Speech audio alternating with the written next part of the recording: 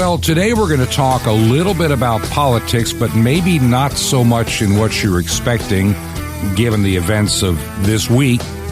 But we do have a lot to share politically. This is Truth to Ponder with Bob Bierman. Now, as far as the election that occurred on Tuesday, obviously Virginia is good news for many conservative individuals, and I'll talk more about the totality of the Tuesday election maybe tomorrow. I'm trying to really get my ducks in a row to make sure that there's some information, a little bit of research I want to do, because the standard insight you get from the networks, whether it's conservative or a CNN for that matter, they're going to go to what I call the superficial issues that everybody knew about.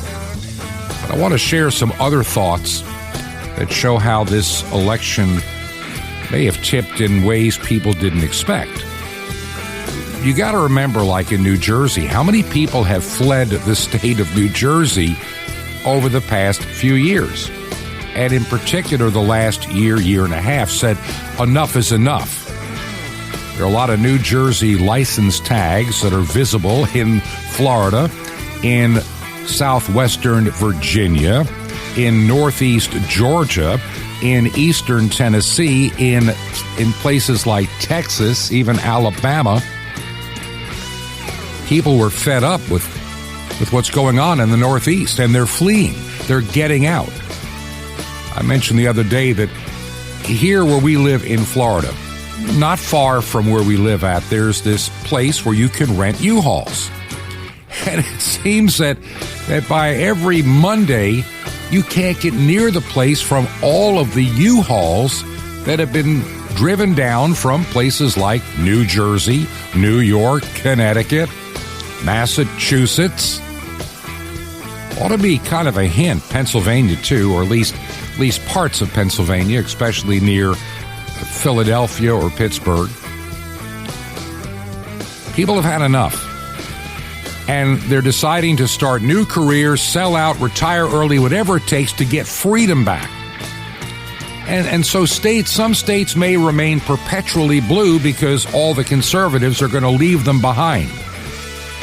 And then they could all just try to tax themselves into prosperity if that's what they think works.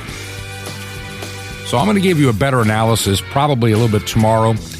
If I don't get all my research done in the next day or two, it's a busy week, by the way.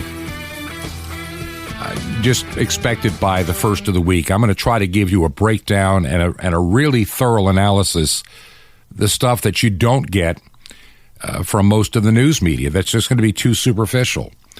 We know in our family, we have my wife's daughter and husband left New Jersey last year. I should say earlier this year, take that back, earlier back in the spring. They picked up and left New Jersey. They had enough. They're trying to start a business in a very business-unfriendly state. And they decided to move to extreme southwestern Virginia. We broadcast from there over the summer, a little town called Chilhowie. And they love it there. And that county is a very conservative county. But see, there were 2 additional votes that would have gone to a candidate in New Jersey that now went to a candidate in Virginia. And you're going to find that in Florida, too. A lot of people that are leaving New York State, especially those from upstate New York, that feel like they have no voice at all in government. They just don't have a voice. It's all run by the downstaters, as they say. And they would love to. New York State is a physically large state. I grew up there as a little kid in Long Island and lived in upstate New York. I know the difference between Long Island, New York City, and the vast regions of western New York and the northern tier and the southern tier. I know it well. Western New York is farmland. It's not as industrial. The Finger Lakes are beautiful. Those that like skiing love the northern tier. But see, the population, that big percentage of the population lives on just a few percent of the land downstate. And so they regulate all the things you can do upstate, which is upsetting to those that enjoy freedom in upstate New York. And so, particularly on the west coast of Florida, and I knew this when I lived years ago, even in New York, I knew retired couples that they lived in, like on a lake in the Finger Lakes. I knew one that lived on Lake Owasco. And they had a little house there, and that's where they lived, basically from May until after the first of the year. And then they would go to their little condominium somewhere on the west coast of Florida for January, February, March, and getting back normally end of April, sometimes into early May. Well, those are the type of people now that are just saying, we're done. We're leaving New York entirely. And they go move to Florida, and they may visit family and friends in upstate New York during the peak of the summer. But now they're in Florida. And this is going to be the changing landscape. I think people who want freedom are looking at the states in which they live and they're saying, I've had enough. I can't do this anymore. I believe states like maybe Michigan, because of the Upper Peninsula and some other regions, they may not have as much of an exodus because there may be a little bit of hope left yet. Time will tell. But conservative states like Florida, with a governor like Ron DeSantis, they're going to be the benefactors. People that have had enough and looking for freedom and saw how things have worked in Florida. Nice to know that we have the lowest coronavirus case numbers, rate of any place in the country. And every idiot liberal kept saying, or leftist, I should really say, liberal, we got to get that term redefined. There's some classic liberals that were very nice people and meant well. But leftists never mean well. They only mean damage and harm. So let's call them for what they are. They're not liberals, they're leftist. They're Leninist. They're Stalinist. That's what they really are. And so a lot of people that don't want to live that way are coming to places like Florida, Texas, Georgia, South Carolina, even the southwestern part of Virginia, East Tennessee. And all it's going to do is ensure the numbers there, especially in a place like Florida, remain somewhat conservative. Now, I'll give you a full analysis as I really want to go through this deeper than I have, because I really do want to share with you some things you may not get from your regular media. Now, today, I want to take you out to near the Intercoastal Waterway. For the wedding this past weekend, had a good friend of mine come down from South Carolina. I asked him to come down to do me a big favor. He's one of the finest photographers I've ever met in my life, and I've known a number of them. I even have a brother-in-law who lives up north who couldn't be down for something like this, that did that for ages. One of the best in the business for what's called advertising photography. But this individual, he started his career at a very, very young age. Even had his own studio back when, remember back in the 60s and 70s, actually the 50s, 60s, and 70s, everybody got a family portrait. The Olin Mills people would come to town, but he had his own studio and did some of the finest portrait work, wedding pictures, you name it. And he can do some really fascinating photography. His talents are really incredible. Well, we decided for the daughter I said, what would it take to get you down here to do the wedding? So we bought him down. And I think for the quality that we're getting on photography, it was a big savings to us. His name is Dan Harvell. Now, he's also very active in politics in the state of South Carolina. Now, I've got family that goes back a couple hundred years in the upstate of South Carolina. And Dan has been very active in politics in that same county and statewide. Also has been on the executive committee of the Republican Party, one of 40-some-odd members of that committee, and also the local leader.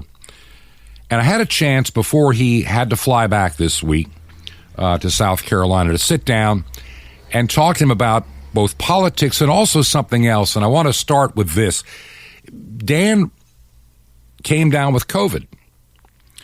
And there's a doctor that was able to properly treat him. Some doctors won't because of that CDC protocol that's designed to kill you, not help you.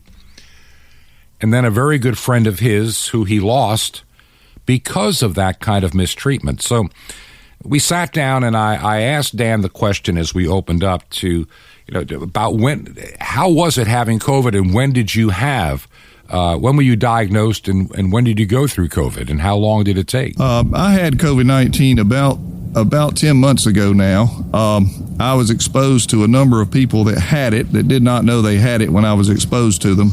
So then the first symptom I had was I lost my taste, and then I had a horrible sinus-like infection come on.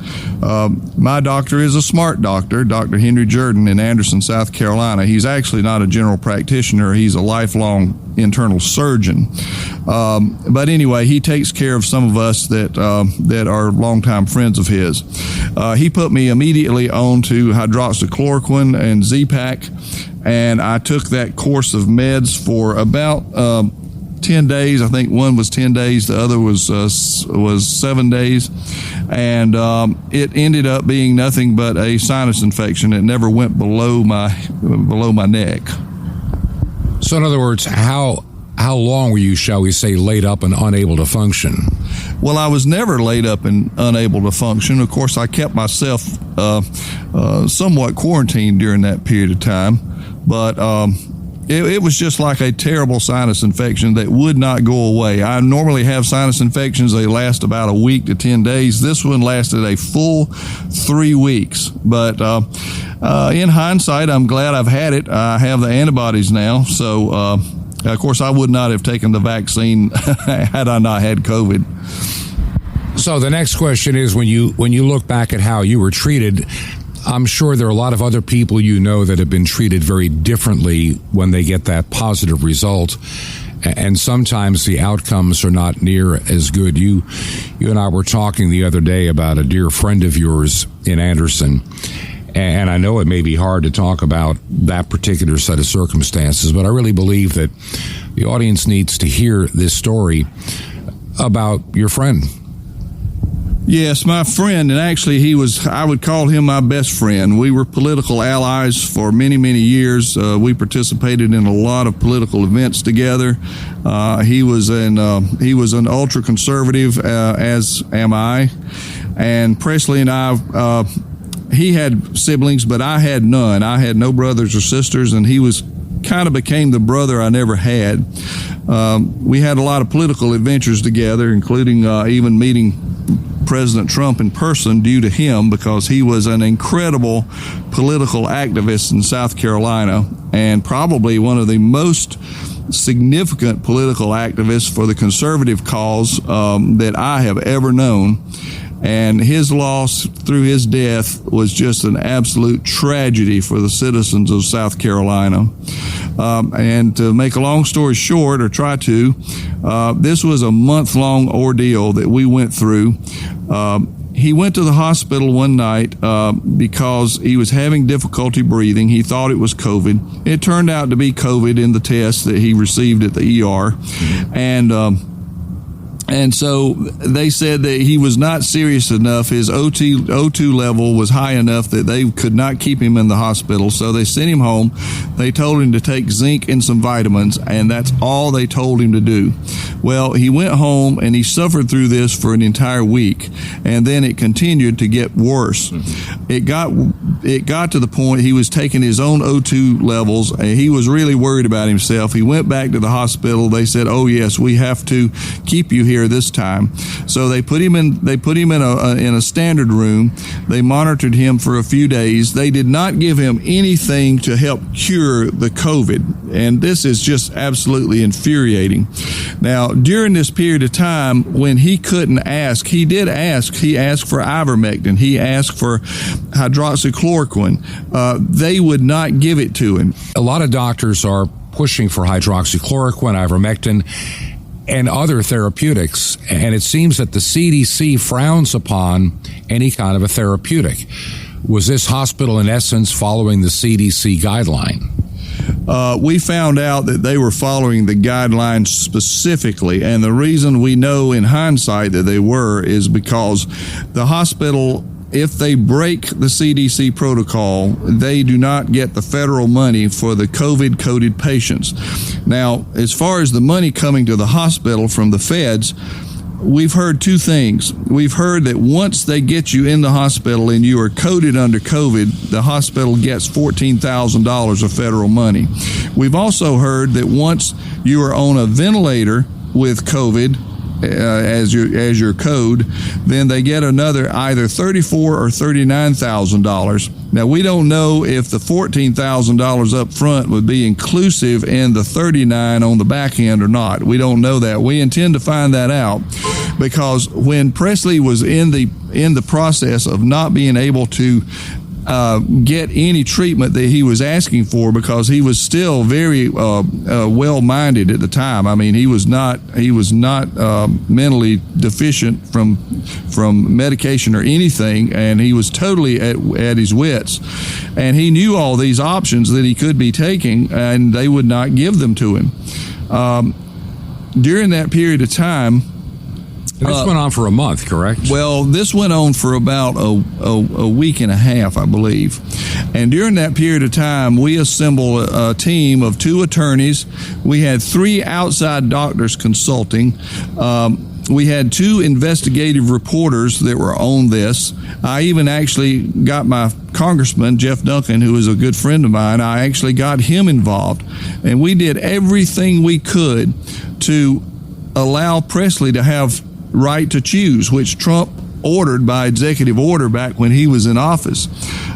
They absolutely refused. And then they put Presley in ICU, and then he was locked away from family or anybody that could see him. So for the last about 3 weeks of his life, he saw no one, not even his son, who was doing everything he could to at least see him through the glass or something. They would not allow that. I guess COVID must go through glass now. I mean, for that kind of insanity. This is one of the things that has really upset me as I've followed this story since the very beginning, is the cruelty to both family and the patient when it comes to allowing family members to be with each other. Things that could actually help people recover have been just deleted from our mindset in treating patients based on CDC protocol. So you lost Presley. It was about two months ago, something like that. 2 months. Mm-hmm. And what are you doing now moving forward? Obviously, you're not taking this lying down. You're not simply accepting this as the final his demise, the way it went down. You're not letting it just rest. No, we're not. And I'll tell you, the key part of not letting it rest is the fact that we demanded an autopsy. Now, we found out something here that just infuriated all of us. We could not get any government-related pathologist or doctor to do an autopsy. I'm friends with my coroner in my county, and I talked with him about it, and he said, I don't know, I didn't want to press him on it, but he said that there is no one involved under the employ of a county or basically a hospital that will do an autopsy if it's tagged as COVID. So we had to go outside the total system of government and medical, and we had to find somebody, which we did. We found one person in South Carolina, one pathologist that would do it.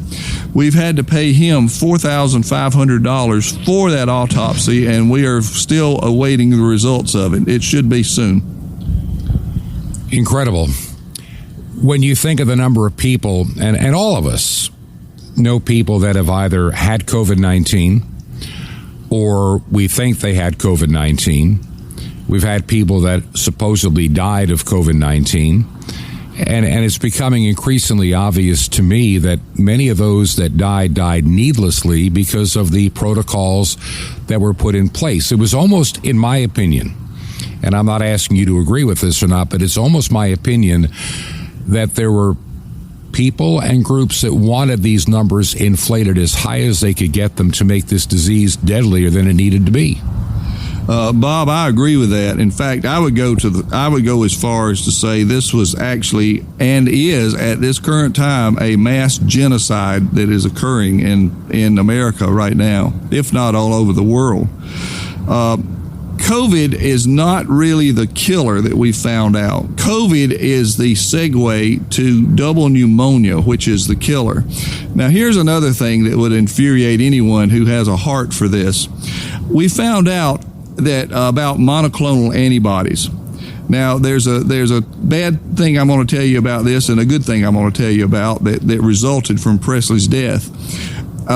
But monoclonal antibodies are a true answer to therapeutic treatment to COVID. But it needs to be done early on. You don't wait until they're on a ventilator to do this. Now, some people have had monoclonal antibodies administered during the intubation period, and it did work. But at that point, they've had so much lung damage, they may never be right again. Mm-hmm.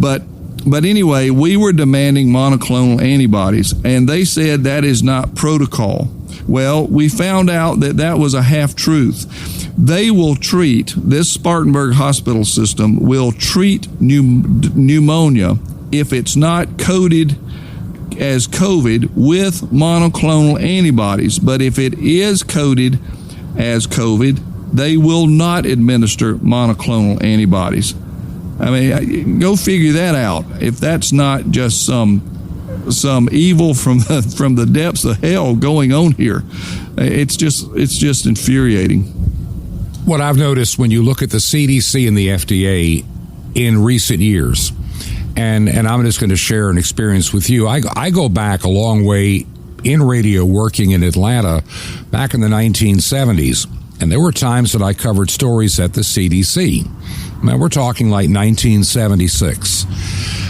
They didn't come off as a big political entity, but I do know that before COVID ever came around, President Trump was beginning to look at the budget of the CDC and recognize that a tremendous percentage of their staff had zero medical background or medical work. They were getting involved with politics. In other words, the CDC was getting into gun control as part of their mission for disease control and and global warming and climate change. And I know that at one point, President Trump was wanting to cut the budget on the political side of the CDC, and there was a tremendous amount of pushback because they enjoyed their political stature and the money coming through those offices. Ever since President Biden took office on the 20th of January, it's now blatantly obvious the politicking going on at the CDC. And how many lives, you have to wonder, have been put in jeopardy, harm's way, damage, and in some cases even lost because of these policies.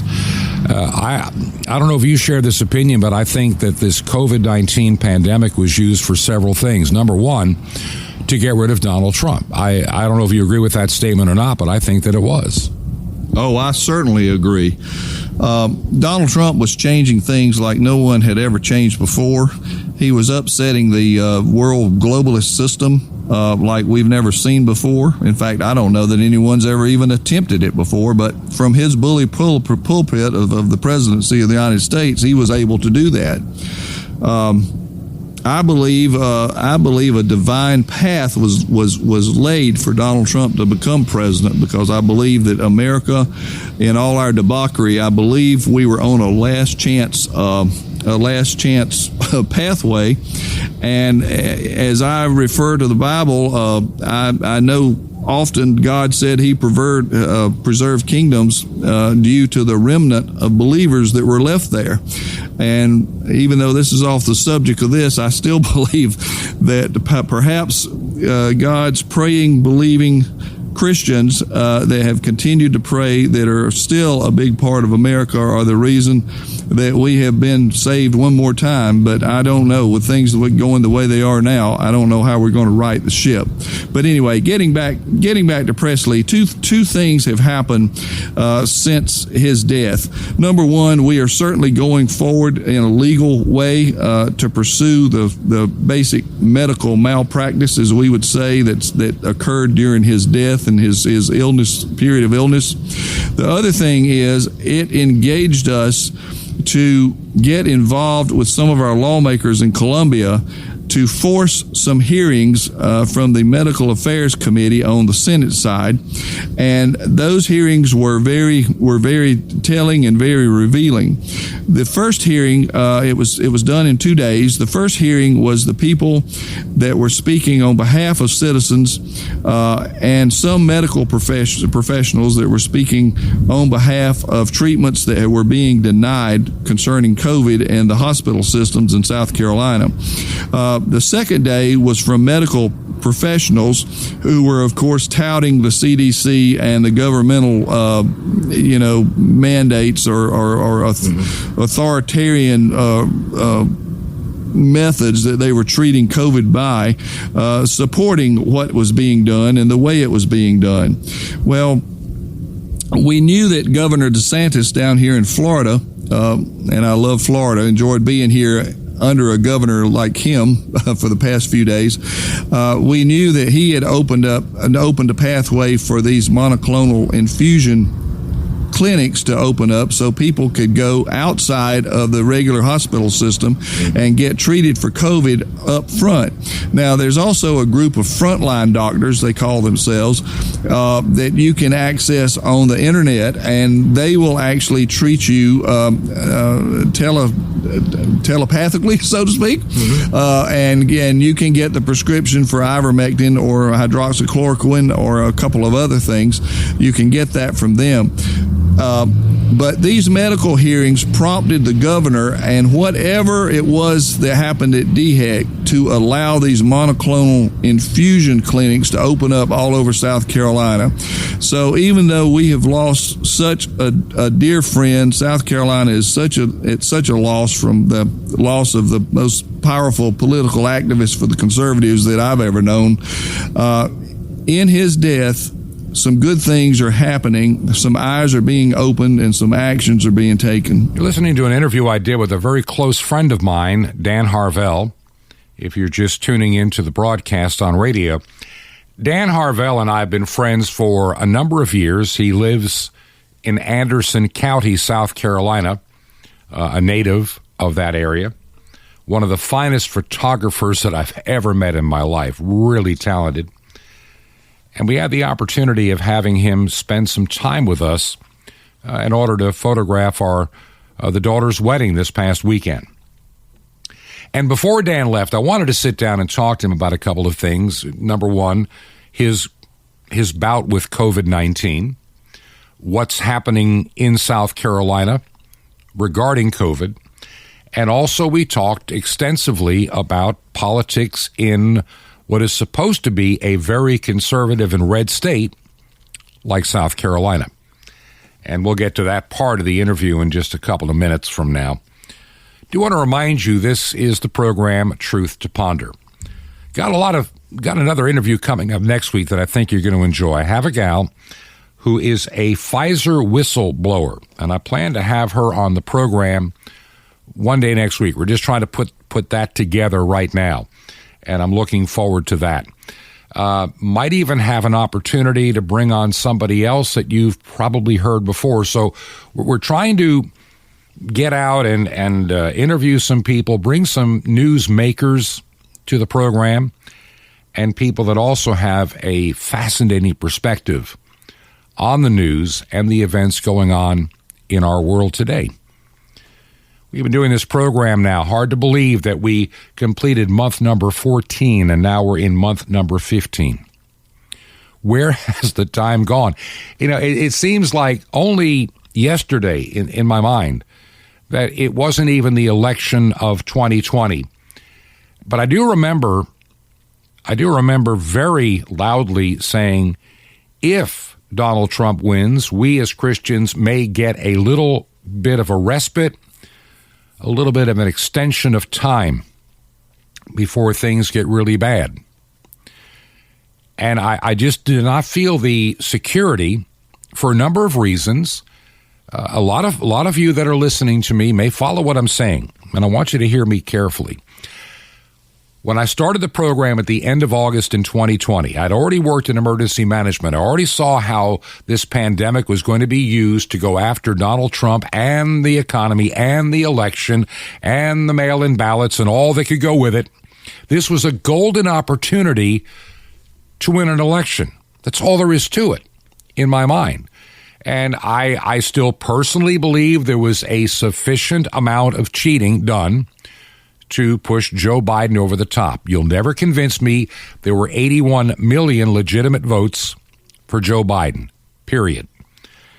I don't think it ever happened. I think we do know now. We're beginning to get stories. It's funny. It takes a year to get these kind of stories out. There are people talking about parents and grandparents in nursing homes that have dementia, Alzheimer's, and somehow they managed to vote, or I should say, somebody requested voting ballots to be mailed to these individuals at nursing homes, and somehow these ballots got filled out, and somehow these ballots got mailed back from many nursing home patients who sadly their minds are not able to comprehend voting any longer. That's just the tip of the iceberg. I mentioned to you like these drop-off boxes, where 30 people put in 19,000 ballots. I mean, that really? There are too many of these anomalies, and everybody says, but it was a fair election.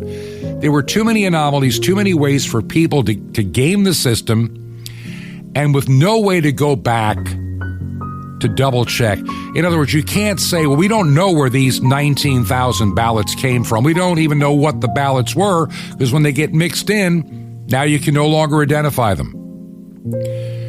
And so what do? Redo the entire election? I don't think any judge on the planet would have considered doing that. These are the times in which we live. We have to preserve the integrity of the voting booth and ballot box. It has been compromised by the left. It's time we take it back along with our nation.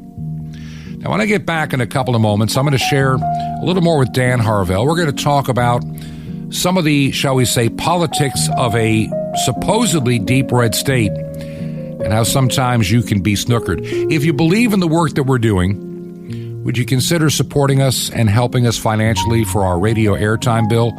Our mailing address, by the way, if you make out a check, make it payable to Ancient Word Radio. That's Ancient Word Radio. And the mailing address is 5753 Highway 85 North. 5753 Highway 85 North. Number 3248. That's number 3248. Crestview, Florida. 32536. That's Crestview, Florida. 32536. And we will be right back. This is Truth to Ponder with Bob Bierman. That rotten thing. Shalom Aleichem. This is the nice Jewish boy, Jonathan Kahn, your Jewish connection, bringing you the riches of your Jewish roots in Jesus. Now get your pen out as fast as you can so you don't miss out on receiving a special free gift you're going to get and love in a moment. Now, sometimes at home, I smell something not quite right. I'll go to the refrigerator, I'll hunt through it until I find something. It might be a Tupperware dish, open up. It's an unrecognizable, often very colorful thing. It was something else in another life, but it died, and this food is now transformed. I quickly close it up because it's like alive, and I have the feeling it has a will of its own now. And it's angry because it was locked up. It's like the genie. So either you can have 3 wishes or you take it out of your house like the blob. So I throw it away. I close it up. I put the Tupperware container in the garbage, whatever it is, and that's it. Well, what happened? That has much to do with you. You see, salt doesn't go bad, and for the same reason it keeps other things from going bad or rotten. It stops decay, stops things from going bad. Now, you look at the world and you look what's going on in culture and the nation, the media, the television. It doesn't smell right. So you shut it up out of your house. Good. You're out of your family. Good. Keep it out. Good. But not good enough. You see, you are the salt of the earth, and the world is going bad. You complain how rotten the world is. We complain how it goes rotten. But food goes rotten because it's untouched by any preservative. And that's what the preservative of the world is. You, the salt. You are the salt of the earth. But if the salt loses its saltiness, what good is it? If the world is rotten, then the salt is not really doing its job, or it's not salty. Stop complaining about how rotten the world is.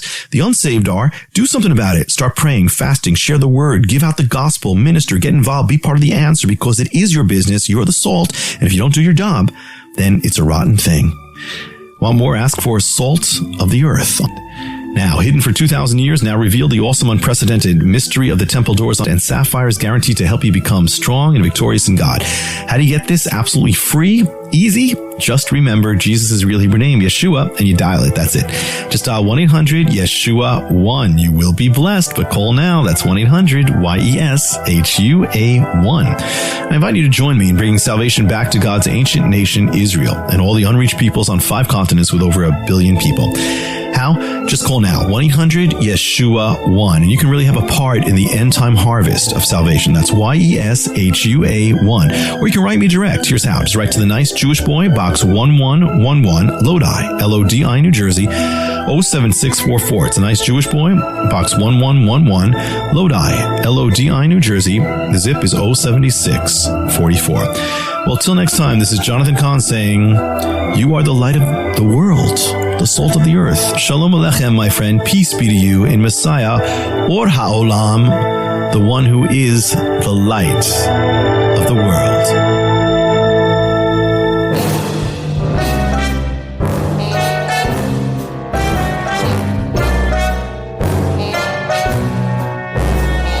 This is Truth to Ponder with Bob Bierman. And welcome back to part 2 of our Thursday edition of Truth to Ponder. And I'm your host, Bob Bierman. I want to take a moment to thank Jim Calhoun again. I forgot to do it at the beginning of the program. I want to thank Jim Calhoun who stepped up to the plate to help me out so I could have a program for Wednesday. This has been an incredibly busy week. We've had people to take to and from the airport over the last week. We've had a wedding, the regular work that I do, recording of this program, and putting it all together. And I really wanted to share with you my good friend from Anderson, South Carolina, Dan Harvell. It's nice to get a different perspective from somebody and their take on what is happening in our world today. And I want to talk in just a moment about some of what is happening and what people would look at if you live, let's say, in Ohio or Michigan or anywhere for that matter, and you look at the map and you watch the regular news, whether it be from any source, you would just assume that a state like South Carolina is a reliably conservative state. Well, like a lot of places that are supposed to be reliably conservative, states, there are a goodly number of wolves running around in sheep's clothing. And South Carolina is no different, and I'm going to talk about that with Dan in just a moment. This has been quite a journey these past 14 months doing the program. And I just want to remind you again, if you're a fairly new listener, when I undertook this, when I first thought about doing something on a daily basis, this goes back to the beginning of the summer of 2020, over a year ago. I've been doing the weekend radio program for about, at that point, 5 years. And it was fun to do. And in my background, the kind of work that I've done, I've had a very unusual career. I've been primarily in broadcast, then ministry. That's mostly what I've done is radio broadcast and ministry. But I had an opportunity out of the blue to get into public safety, emergency management, primarily as a public information officer. An opportunity presented itself to me, and at the time it was the right thing for me to do. It was a very educational experience, to say the least. and I worked for a number of years planning drills for disaster scenarios, including natural and otherwise. And because of that experience, I was asked to come out of retirement over a year ago, back in February of 2020, to help a county with their COVID response. Well, it was an eye-opener, and I began to realize that there's a lot of news that needs to get out there that is just simply not getting there. Plus, there's a lot of fake news out there on both sides of the equation that needs to be dealt with as well. And so I thought about doing like a little 4 or 5 or 6 minute a day video kind of podcast, video or audio. And somehow it grew into realizing shortwave is still a viable outlet, and the commitment was made to try it for a while, a full 1 hour format. And here we are, thanks to you. So we're going to continue doing this program. I'm just praying about the direction God is leading me and this program and my other ministry work. And I think I'm going to have some fun and exciting things to share in the weeks ahead. So keep it all in your prayers. Right now, I'm going to take you back to the Intercoastal Way. We were sitting outside. Good friend of mine, Dan Harvell from Anderson, South Carolina. Great photographer, very knowledgeable on South Carolina politics. And Dan and I were sitting outside before I drove him to the airport. And we started talking about South Carolina politics and the problem of those that are the rhinos, the Republicans in name only, and those that claim to be conservative that are not. And this is what Dan had to say. Oh, Bob, it's a chronic problem for us. The ratings say that we have one of the most read, as far as R's behind their name, General Assemblies in the entire country. But yet, as a red so-called General Assembly, they rank at the very bottom of conservative principles and actions when it comes to their voting. It's very disappointing. How do they end up getting in? Are they that, shall we say, polished and skilled with media, or they just know how to game the system? Well, the system's is pre-gamed for them because in South Carolina we have open primaries and no registration by party. So the Democrats come over in droves in our Republican primaries because they may not have a Democrat candidate that they know could possibly win in the general election. So they come over and they muddy up our primaries to try to elect the most liberal Republican that would be running against that Democrat in the general. A prime example here is Lindsey Graham's situation. Lindsey takes pride in the Democrats that vote for him. A lot of our state senators have our own record saying they take pride in the Democrats that cross over in the primaries to vote for them. Closed primaries and registration by party would not be the full answer because you can't totally correct this for people signing up wrongly, but it would be certainly an improvement to somewhat purify the system from what we know now. In South Carolina, the governor has been considered by many, and I'm not going to ask you to go into too much detail, maybe your opinions. When it came to COVID response, he's been a little bit all over the road, according to some people. It's taken him a while to allow business to retranspire, some of the restrictions to be lifted. And it took literally having Senate hearings to get monoclonal antibodies into the state. Has he been an effective leader when it comes to COVID? And if so, how? And what things could he and other governors, not just him, what could be done by the governors in the conservative states to improve the situation? Well, what could be done is every other governor following, especially what DeSantis has done here in Florida. DeSantis is a national hero for the stance that he's taken against the federal mandates and the government overreach.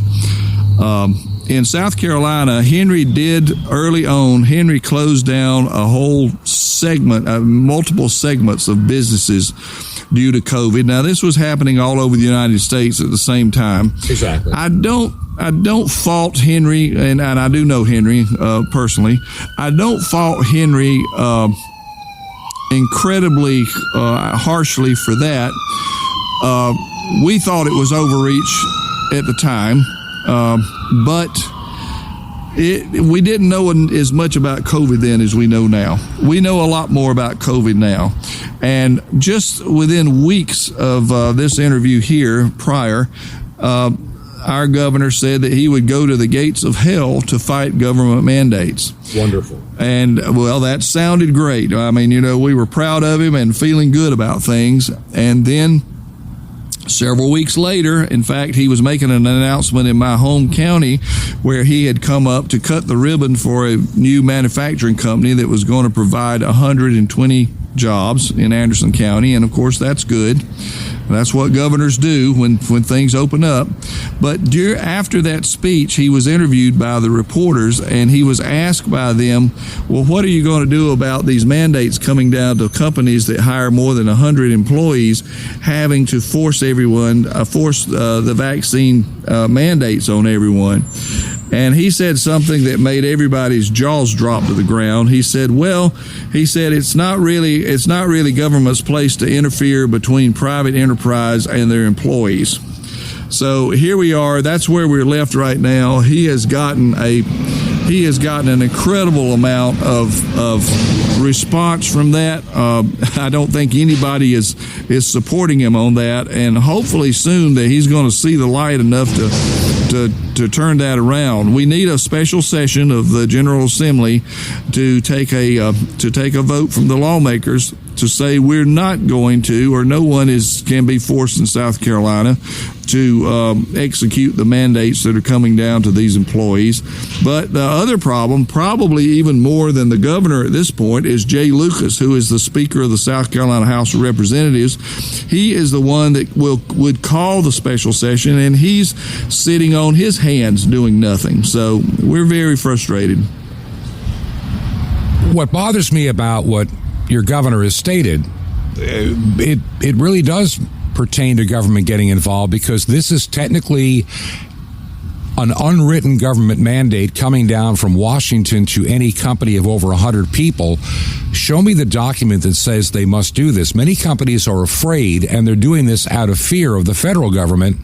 And you would think, or at least I would hope, that the state government would intervene and say the federal government has no authority to do this. There is no law to back this up. There is no legislation. There is no true mandate except the one that is published in a press release that doesn't have the weight of law.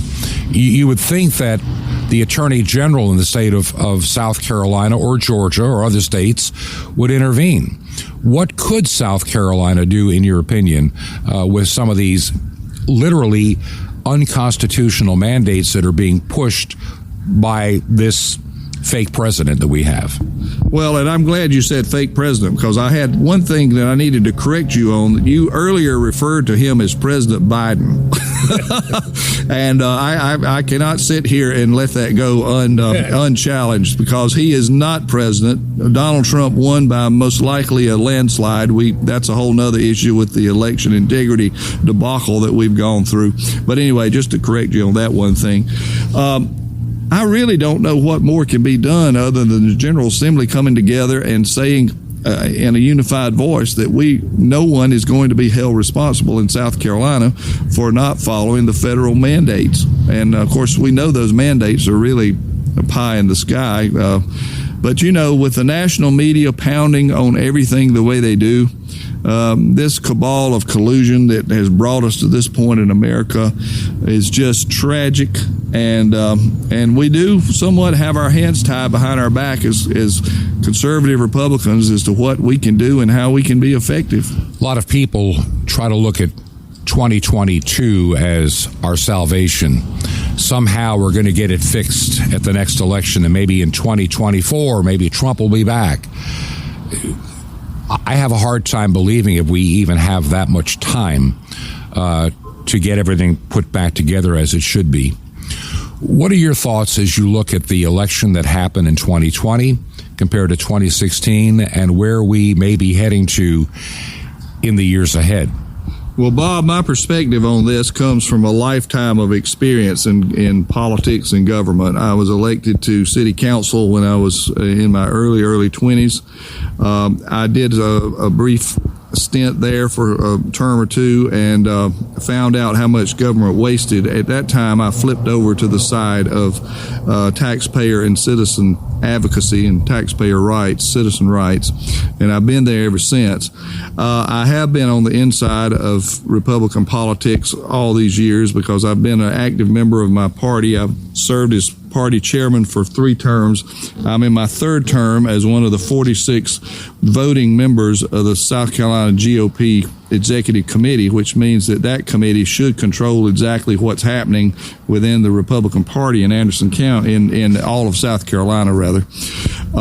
We have a strong arm chairman who was reelected, and we had some skullduggery that went on within the reorganization and convention process, county convention processes across the state, and he has remained silent on that. And it's very discouraging on the state party level to have leadership that does not require more of our elected Republican leaders. Therefore, we are put in a situation where only the voters making enough noise themselves can change anything. But actually, the Republican Party leadership should be able to do half of this for the voters that they wouldn't even have to do themselves. But sadly, that's not happening. Now, as far as the 2022 election, my opinion is 2024 cannot possibly be corrected if 2022 is not corrected first. These swing states where we had all this problem with Trump losing by just a hair, it's up to those state legislatures to fix and purify the election system there as much as they can so that this can't happen again. I think the COVID crisis is being continued as much as it possibly can be, if for no other reason, just for the 22 election. They want to continue to allow the mail-in ballots, the ballot drop boxes, and all that cause so many problems in 2020. Have you noticed that Democrats in particular, they want you to have a COVID ID, but they don't care about a voter ID? Yeah, isn't that disgusting? I mean, you even have to have a picture ID for the most part to get library cards at your county libraries. I mean, this is one of the biggest ruses that's ever been forced upon the people of America about this ID situation. And of course, they're adamant that everyone have that national ID, which of course has all kind of background information that just enables the government and certain entities to have more and more control over our lives.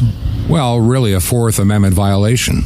Of course, yes, absolutely. But the Constitution does not mean much anymore. I mean, we threw the Bible away many years ago as far as government was concerned for the most part, and now we've thrown the Constitution. If you can't live by the Bible and the United States Constitution as a governing body, you're not going to have much of a country left in a few years. When it comes to election integrity issues in the United States, I want to just go to your state of South Carolina. What are some of the issues that you may have with some of the election integrity issues or problems that have occurred or could be occurring in the state of South Carolina? Well, in reference to the fact that South Carolina is one of the most red states in the nation, Trump only won by results we were given by 11%. There is absolutely no way that a reasonable person can accept that and be okay with that if they're really thinking. We know, just for instance now, as I said, I'm on the South Carolina Executive Committee of the GOP, and we were told by the chairman and the executive director at the last committee meeting about 2 months ago, that they had sat down and met with the state election director, and he had assured them that there was no internet connection whatsoever within the South Carolina voting system process. We know that to be an absolute lie and a falsehood. we have people who have been working at the polls, and we know that those tabulators do. I mean, it's just blatant. You can go in and you look around, you'll find that modem. You will find that modem, and those tabulators are internet connected. So, in the age of hacking and all that, there is no doubt that South Carolina's voting system was infiltrated through the online process somehow or another, and we just know better than to think that Trump only won by 11% in this particular state. We have two citizens committees that have been going after this in somewhat of a silent way, which is probably best at this point. But they have gathered a plethora of information concerning infractions, proof of internet connection at polling places, and the like that is very, very, very concerning. And of course, we don't use the Dominion system. We use the ESS system, which is actually a subsidiary of Dominion. So it's basically the same thing in South Carolina. How do you think it could be corrected in a state like South Carolina or other places? Do you have any thoughts in that regard? Well, Bob, the ultimate answer to this would be to go to paper ballots. As long as we have electronic voting that can be infiltrated by the internet, nothing is secure and nothing is safe. Going forward, maybe the COVID situation won't have as much of an impact on the coming elections as it did in 2020, but we'll just have to see. I want to thank my good friend Dan Harvell for joining me on the program today. Dan is a very close friend. I've known him for a number of years. He's from Anderson, South Carolina, where I've spent a lot of my life. I've got family going back 200 years in that part of the world. And I enjoyed having Dan be with us for the daughter's wedding. He's a wonderful photographer, and I'm so glad to be able to get him to do this for us. And then, of course, Dan and I enjoyed some time together talking about life, people we know, and some politics. And I thought I'd share some of that conversation with you today. Now, tomorrow, I may talk a little bit about some politics, but, there's always that part of me, especially when we come to the weekend. I just feel like we need to end the week and, in essence, begin the next week with some hope. And so I'll be thinking about exactly what needs to be done for tomorrow's program and for the weekend. And so keep it in prayer. I just need to encourage people at this time. We can get back to the politics Monday and Tuesday of next week. I've got a lot of analysis and reading I want to do.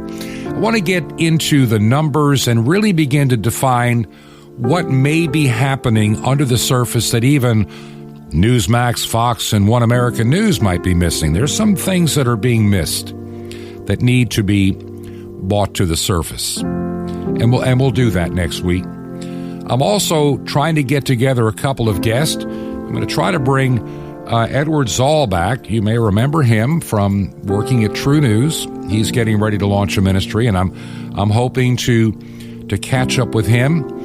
Matter of fact, I'm planning a little trip up to Vero Beach. It's only about a half hour or so from where we live, and to talk to him about a few things. Also, I have somebody I plan on bringing on the program who's a whistleblower for Pfizer, and I think she'll have a lot to share as well. Would you keep the program in prayer as we continue doing what God has laid upon our hearts to do? I want to increase shortwave. I think it's still important, as well as the podcast, but shortwave, I think, is where the new listeners come from.